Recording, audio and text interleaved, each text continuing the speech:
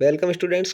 Class 6 और 7 की प्रवाह हिंदी कार्यपुस्तिका में आकलन नंबर 8 को हल करेंगे। इससे पहले के 50 जो कार्यपत्रक है इनको हल करके अपलोड कर दिया गया है और 7 आकलन भी अपलोड कर दिए गए हैं, उनको आप जरूर देख लीजिए। चलिए यहाँ पर देखते हैं। दी गई कहानी को पढ़कर प्रश्नों को उत्तर देने हैं। एक बार एक शेर अपनी गुफा में सो रहा था, तभी अचानक एक चूहा कहीं से आकर उसके चेहरे के ऊपर कूदने लगा। शेर की नींद खुल गई। शेर को चूहे पर बहुत गुस्सा आया। उसने चूहे को अपने पंजे से पकड़ लिया। चूहा बहुत डर गया और कांपने लगा। चूहा शेर से बोला, आप मुझे छोड़ देंगे तो आपका बहुत उपकार होगा। शेर को दया आई, उसने चूहे को छोड़ दिया। एक दिन अचानक शेर शिकारी के जाल में फंस गया। शेर जोर जोर से दहाड़ने लगा।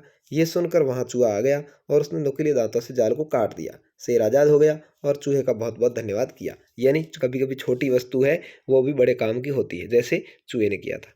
नुकीला शब्द में सही मेल है, तो यहाँ देखिए नोक प्लस इला, नुक प्लस इला, नूक प्लस इला या नोक प्लस इला। तो यहाँ पर इसका सही शब्द होगा नुक प्लस इला। आप किताब में छोटी ई है तो इसको बड़ी ई कर लीजिए, यहाँ पर बड़ी ई होगी। शिकार करने वाले को शिकारी कहते हैं। बताओ व्यापार करने वाले को क्या कहेंगे? तो व्यापार करने वाले क्या कहलाएगा? व्यापारी। निम्नलिखित में से विलोम शब्दों का सही विकल्प है। डर निडर, आज़ादी स्वतंत्रता, क्रोध गुस्सा, उपकार भलाई। ये सभी एक जैसे शब्द हैं, जबकि यह विलोम शब्द पूछा है तो डर का निडर होगा।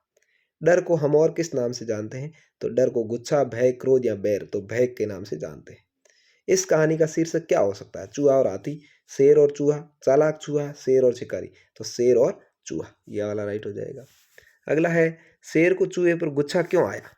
शिकारी ने जाल बिछाया, चूहे के नुकीले दांत देखकर, चूहे का शेर के ऊपर कूदने पर, उपयुक्त कोई नहीं। तो चूहे का शेर के ऊपर कूदने पर उसको गुस्सा आया था। अब दिए गए संयुक्त व्यंजन का प्रयोग करते हुए कुछ नए शब्द बनाने हैं। जैसे रम, र और म है धर्म, तो ऐसे कर्म, मर्म, शर्म। प्रेम, तो प्रकाश, प्रतिज्ञा, प्रभाव। त है पत्ता, तो गत्ता, कुत्ता, ठीक है, छत्ता। द्वार, तो द्वारिका, द्वारपाल, विद्वान। ये सभी शब्द बन जाएंगे और भी अन्य शब्द आप बना सकते हैं। शेर आजाद हो गया से क्या आशय है? यानी शेर जाल से बाहर आ गया था, वही उसकी आजादी थी।